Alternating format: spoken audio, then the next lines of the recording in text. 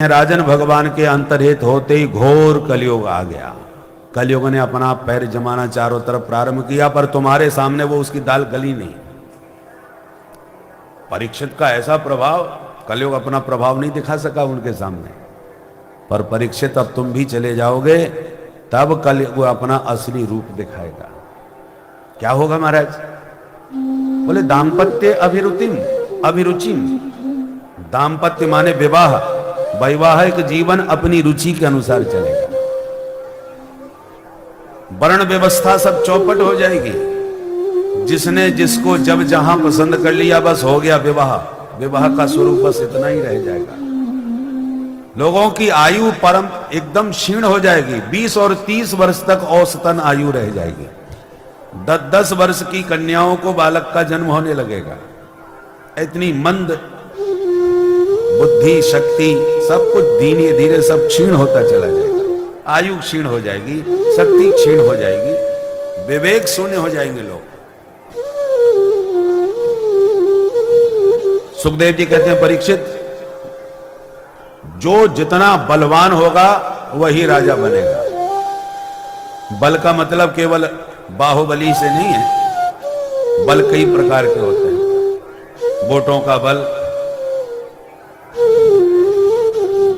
तो जिसमें ताकत हो गई वही राज्य करेगा। राजाओं की प्रकृति डकैतों जैसी हो जाएगी, जो सिर्फ लूटने का काम करेंगे। प्रजा के कल्याण की कल्पना भी उनके भीतर ठीक से नहीं होगी। हमारी कुर्सी सुरक्षित कैसे रहे, बस यही उनकी भावना रहेगी। प्रजा किसी भी परिस्थिति में जाए। ऐसे डकैत प्रकृति के राजा हो जाएंगे कलिकाल में। जब चारों तरफ से कलयुग का साम्राज्य होगा, तब भगवान अवतार लेंगे। कलयुग में अवतार कहां लेंगे महाराज? बोले सम्मलग्राम मुख्यस्य ब्राह्मणस्य जितात्मनः भवने विष्णु यशसः कल्कि प्रादुर्भविष्यति। आपके उत्तर प्रदेश में मुरादाबाद जिले में संभल नाम की एक तहसील है। वहां पर एक विष्णु यश नाम के उच्च कोटि के ब्राह्मण की परंपरा चलेगी, और वो विष्णु यश ब्राह्मण के घर में भगवान कल्कि के रूप में अवतार धारण करेंगे। बोल कल्कि भगवान की। कल्कि भगवान का श्याम अंग होगा, श्वेत घोड़ा होगा, हाथ में तलवार होगी। उनके श्री अंग से इतनी दिव्य सुगंध निकलेगी कि उनके सुगंध को ग्रहण करते ही व्यक्ति की बुद्धि सात्विक होने लगेगी। और जो सुधरने वाले नहीं हैं, जो महातमोगुणी हैं, उन दुष्टों का कल्कि भगवान संहार करेंगे। और तब कल्कि भगवान की कृपा से सतयुग की प्रतिष्ठा हो जाएगी। कलयुग के बाद सतयुग आ जाएगा।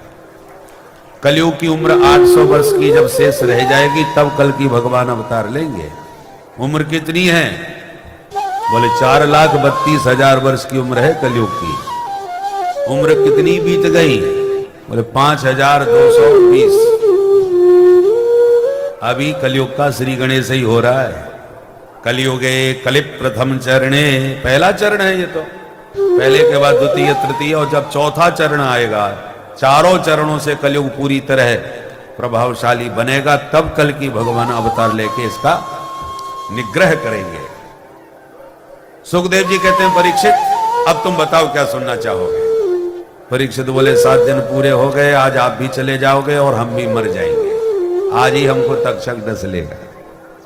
सुखदेव जी डांटते हुए बोले, त्वम तो राजन मरिष्येति पशु बुद्धि मिमाम जही। इतनी कथा सुनने के बाद भी कह रहे हो कि मैं मर जाऊंगा।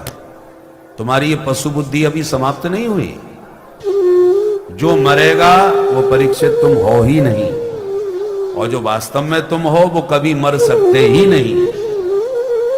ईश्वर अंश जीव अविनाशी, चेतन अमल सहज सुखरा। आप ईश्वर के अंश हो। ईश्वर अविनाशी है, तुम भी अविनाशी हो। और अविनाशी हो करके मरने की बात कर रहे हो कि पशु बुद्धि का परित्याग करो। घड़ा फूट जाता है पर घड़े का आकाश नहीं नष्ट होता। मिट्टी का घड़ा था, फूट गया, घड़े की मिट्टी मिट्टी में मिल गई और घटाकाश महाकाश में मिल गया। ना आकाश नष्ट हुआ, ना मिट्टी नष्ट हुई, बस अपने अपने अंशी में समा गए। मिट्टी, घड़ा जो था वो मिट्टी का अंश था और घड़े के भीतर जो आकाश था वो घटाकाश नाम से कहलाता था, वो आकाश का अंश है। जब घड़ा फूटा, मिट्टी का अंश मिट्टी में और आकाश का अंश आकाश में मिल गया। ना आकाश नष्ट हुआ और ना घड़ा नष्ट हुआ। घड़े का जो नाम था घट, वो नष्ट हो गया, पर घड़ा नष्ट होने पर घड़े की मिट्टी थोड़ी नष्ट हो गई, मिट्टी तो पृथ्वी में मिल गई। ऐसी ये शरीर रूपी घड़ा है, इसमें आत्मा के रूप में आकाशवत आप विराजमान हो। आज जब शरीर तुम्हारा नष्ट होगा तो जो शरीर में पंच तत्व हैं वो अपने अपने महाभूतों में मिल जाएंगे। पृथ्वी पृथ्वी में, आकाश आकाश में, जल जल में, वायु वायु में मिल गई, तो मरा कौन? जब यह ज्ञान कराया तब परीक्षित गदगद हो गए। सिद्धोस्मि अनुग्रहीतोस्मि। महाराज आपके वचनों ने मुझे मेरा स्वरूप समझा दिया।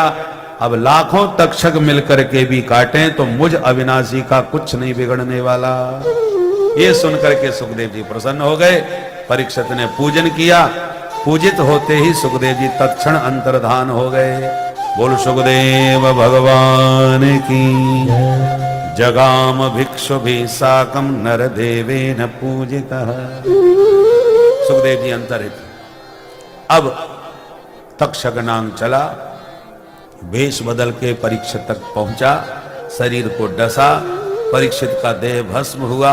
परीक्षित पहले ही जीवन मुक्त होकर के भगवान के चरणों में अपना चित्त लगा चुके थे, इसलिए देह भस्म हो गया। परीक्षित पहले ही भगवान के श्री चरणों में पहुंच गए। पर परीक्षित के पुत्र जन्मेजय ने सर्पेष्ट यज्ञ किया। आस्तिक मुनि ने, बृहस्पति जी ने समझा बुझा करके उस यज्ञ को शांत करवाया, सर्पों के प्राणों की रक्षा हो सकी।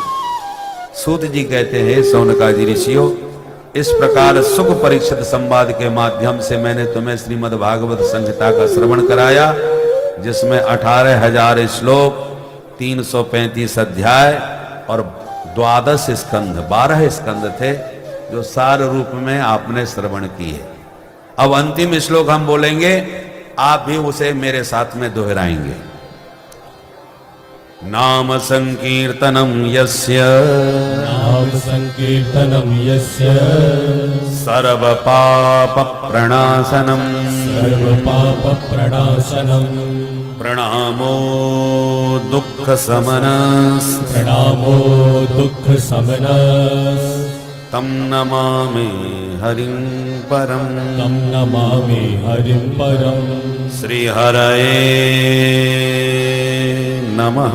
श्री हरये नमः। ये श्रीमद् भागवत का अंतिम श्लोक है, जिसका तात्पर्य है कि जिन प्रभु का नाम संकीर्तन जीव के समस्त पापों को ध्वस्त कर देता है, ऐसे श्री हरि के पाद पद्मों में हम सब मिलके बारंबार प्रणाम करते हैं।